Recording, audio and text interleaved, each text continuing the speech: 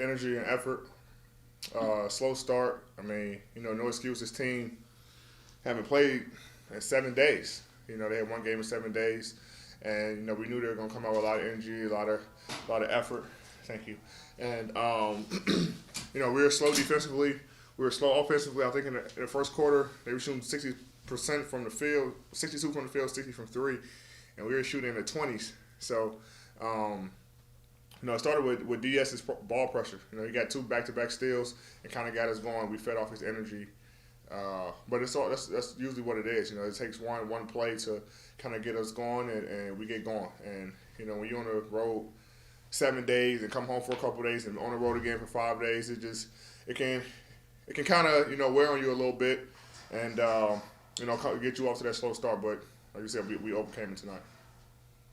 I know it's different teams, different players, but what do you think the difference is in getting shots, like such good shots from three? It just seems like they've been better this season. We got a lot of guys who can get in the paint. We got guys who can get in the paint, and we making the right decisions. We got a lot of good looks last year, but I think this year, coach put an emphasis on getting to the paint.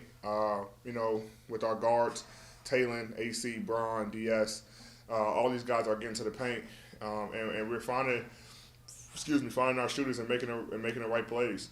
And it's just the basketball style that we want to play. It's good basketball, and tonight that's how we were able to kind of open the lead up a little bit. Okay, Kyle Goon, please. Hey, D. You had a rough shooting start and then seemed to warm up, especially at the free throw line. When you're hitting shots at the free throw line, does that have an effect on how you hit shots from the field? Yeah, I think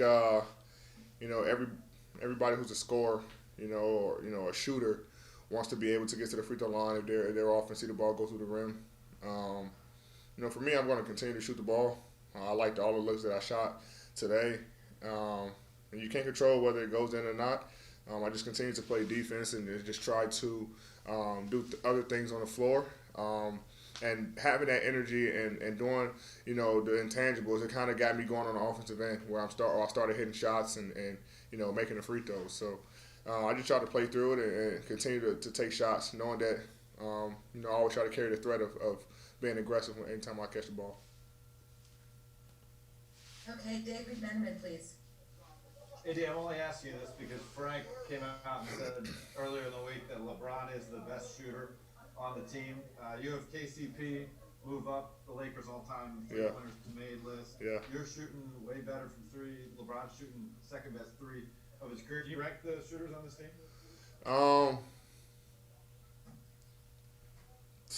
He's up there. I mean, Bron has been shooting the ball extremely well this year. Obviously Kenny been shooting the ball. And congrats to him for moving up to ninth on the Lakers list. But I will have to say, Kenny is always, our guy who we look to for shots. Wes is, still struggling to find a consistent three. He's getting open looks, but I still put Wes up there. He's a sniper. Kenny, West. I'll put Bron third. Just because of this year, he's been able to shoot the ball extremely well. Mark can shoot it. Mark is up there. And then I'll put myself. You got Duds, AC. All our guys are able to make shots, and we have been making shots this year. So it's tough. I have to look at the percentages and see, but it's Bron's always going to be up there just because he shoots a ton of them, especially when he gets hot. He starts shooting from half court and things like that. So I don't think coach will maybe allow Kenny to do that. Okay, Dan Wakey, please. Hey, D, you guys have put teams away here over the past week, extended lead late and stuff like that. How has this team been able to do that, and how good is it to finish games on the bench repeatedly? Yeah, we've been doing it defensively. We've been locking in defensively. We had a slow start tonight, but we've been doing it on the defensive end. I think we were first in defensive rating, and we want to keep that edge. We want to keep that mindset on the defensive end of being scrappy, being physical.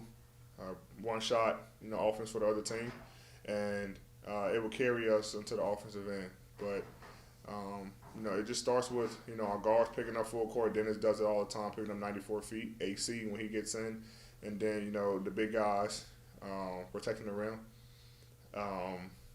But our mindset defensively just switched, and we're able to do that, which allows us to, like you say, put teams away and able to sit in the fourth quarter where we can save our legs and let our guys who usually don't play, get in. And now we're able to save our bodies and our legs for later on in the season when we really need them. Okay, last two questions. We're going to go with Jim from the Journal Sentinel. Hey, Anthony, I'm with the Milwaukee Journal Sentinel. Getting to know Drew a little bit here, and him and Lauren reached out to get into the community within days of him being traded. I guess, can you speak a little bit to the type of man that the Bucks, not just the Bucks, but the city of Milwaukee are getting, not just with Drew, but even Lauren too? Yeah, great family. Really, really, really, really close friends of mine. Drew and Lo are, two amazing people who love being in the community. Everyone knows the story that their family went through with Lo, and that's a family who everybody seems to get drawn to because of their love and support that they have for any community that they're in. And I think the city of Milwaukee and the state of Wisconsin is getting two people who are genuine people who really love being in the community and want to help everyone around them, no matter what it is. And so, like I say, really good friends of mine, and you guys are getting really, really good, genuine people. Okay, last question, Claudia Jestro, please. Anthony, can you hear me? Yes. Yes. Anthony, when they had Zion, Ingram, and Adams on the floor, how tough was that front line to defend and score on? We just made the game simple offensively, putting them in pick and rolls and knowing that they're a low man team, which means that they're going to pull in and try to stop anybody who comes to the lane from the opposite side, and we're just making reads. And so we just try to play simple basketball tonight.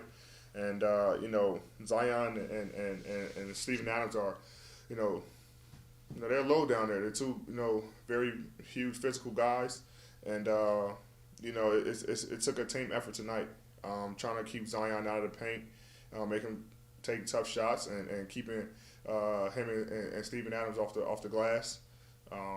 So it was tough for all of us, and it was a team effort against both of those guys, and we were able to be successful tonight.